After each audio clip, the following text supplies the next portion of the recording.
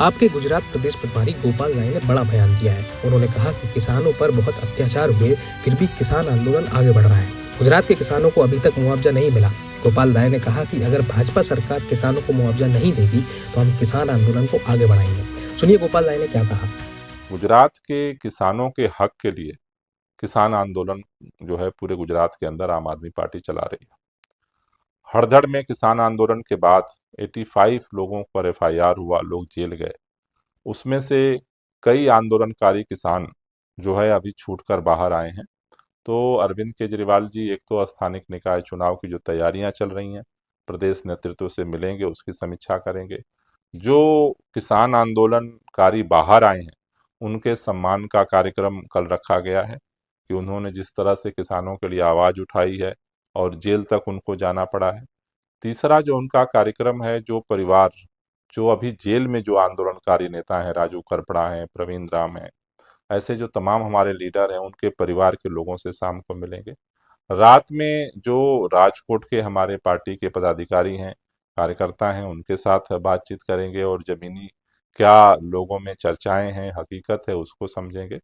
फिर अगले दिन प्रेस कॉन्फ्रेंस करके जो पूरे गुजरात की राजनीतिक परिस्थिति है और इस समय जिस तरह से कांग्रेस और भाजपा दोनों की बौखलाहट है और गुजरात के लोगों की जो आकांक्षा है परिवर्तन की, उसको लेकर के चर्चा करेंगे। क्योंकि हम ये देख रहे हैं कि गुजरात के अंदर विसावदर के चुनाव के बाद एक नई तरह का माहौल पूरे गुजरात के अंदर बना है।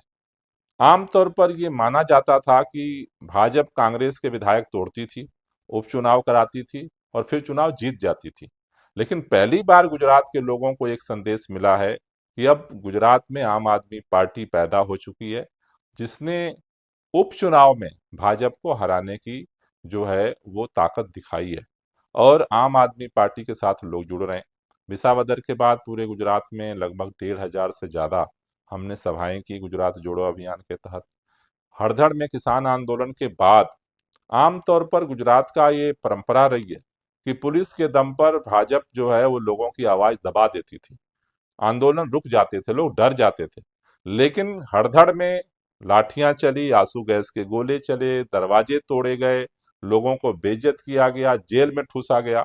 लेकिन उसके बाद किसान आंदोलन और मजबूती के साथ आगे बढ़ रहा है। हमने सुदामड़ा गांव में उसके बाद पंचायत की थी। शायद गुजरात के इतिहास में पहली बार इतनी बड़ी संख्या में किसान निडर होकर के सामने आए और सरकार का विरोध किया।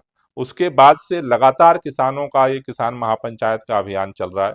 उसके बाद हमने द्वारका में खंभालिया में किसान महापंचायत किया, उसके बाद गिर सोमनाथ में हमने किसान महापंचायत किया, बारडौली साउथ में हमने किसान महापंचायत किया, मध्य में आनंद में हमने किसान महापंचायत किया, बनासकाठा नॉर्थ में हमने किसान महापंचायत किया, आज अमरेली में किसान महापंचायत चल रही है और आखिरी किसान महापंचायत कच्छ में 14 तारीख को होने जा रही है।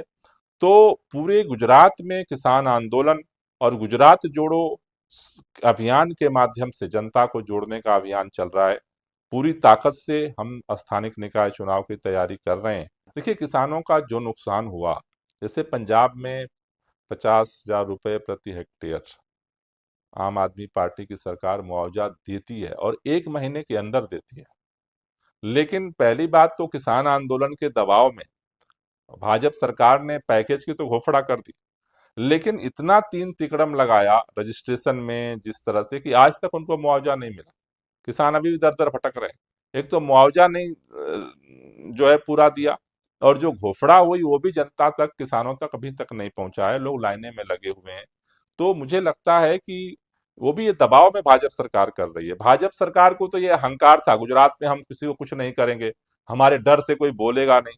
लेकिन जिस तरह से किसान आंदोलन गुजरात के अंदर चारों तरफ फैला है, किसान एकजुट हो रहा है, अब भाजपा सरकार मजबूर हो रही है। लेकिन अगर सरकार उनको मुआवजा नहीं देती है तो ये आंदोलन और आगे बढ़ेगा। अगर ये वीडियो आपको पसंद आया है तो इसे लाइक जरूर करें।